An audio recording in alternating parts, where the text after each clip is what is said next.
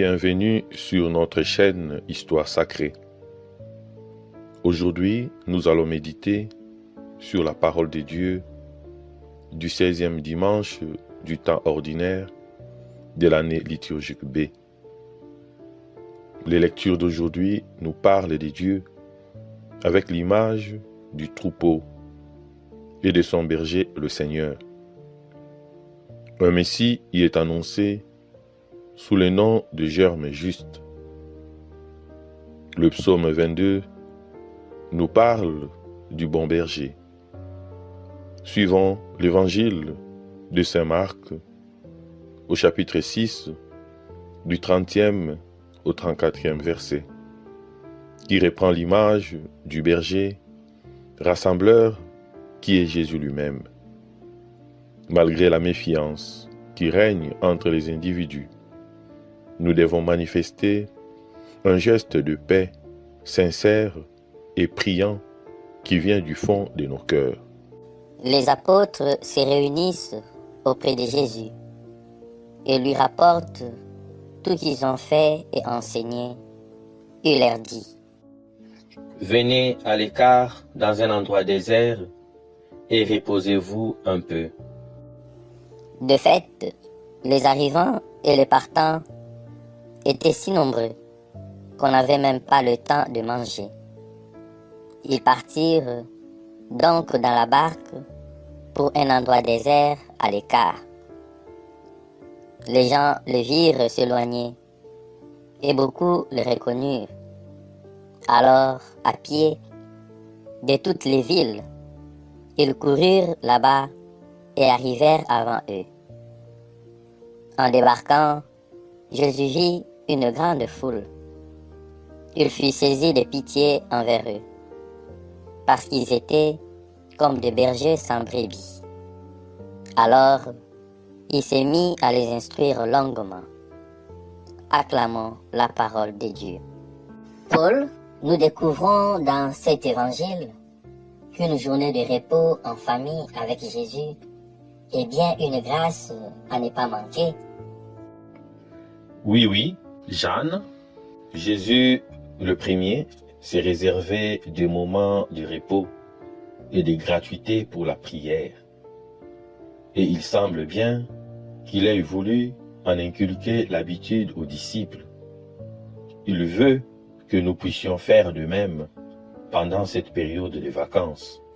À y bien réfléchir, ces initiatives de Jésus, se reposant ou faisant reposer ses disciples, ne cachent-elles pas une sorte de mystère qui rejoint celui de l'incarnation? C'est vrai, il a intégré la vie humaine.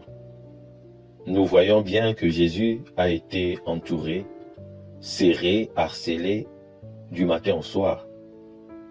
Les disciples n'ont même pas le temps de manger.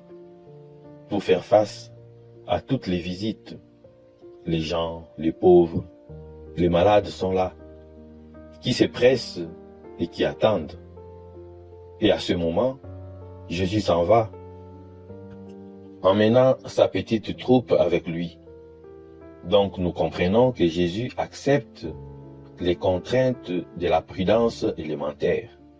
Dans tout cela, Paul, on peut comprendre qu'il faut bien faire attention à soi-même.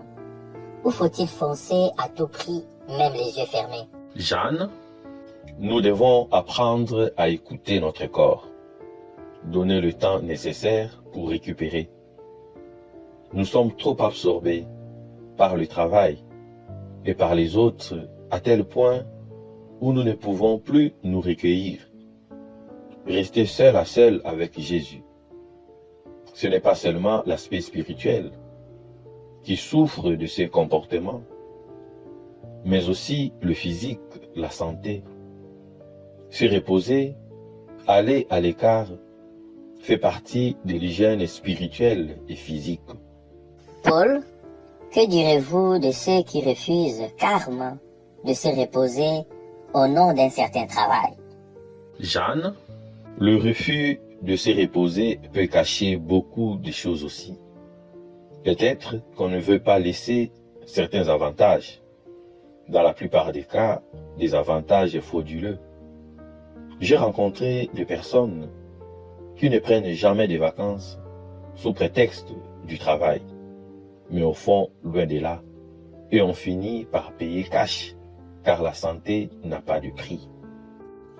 Merci pour cette réponse. On ne va pas s'attarder sur cela, mais que devons-nous apprendre de l'expérience du Christ? Jésus sait par expérience qu'il faut tenir longtemps et que les forces humaines ont des limites. Et sagement, pour mieux assurer la mission, il fait reposer ses missionnaires. Mais ce ne sera pas un repos banal, une simple détente où l'on oublie tout souci et toute peine. Ce sera le repos avec lui, pour l'écouter et pour lui confier tout. Le repos qu'il promet à tous les hommes et à toutes les femmes qui se tournent vers lui avec confiance. Waouh, c'est extraordinaire.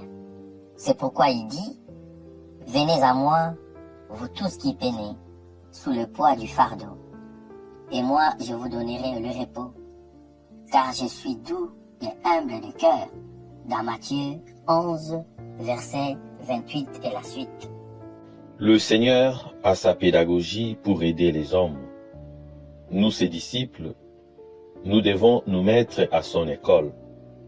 Nul ne peut être maître sans être disciple. Et Jésus se rappelle bien les textes de prophètes où Dieu promettait à son peuple de pasteurs dignes de ses noms.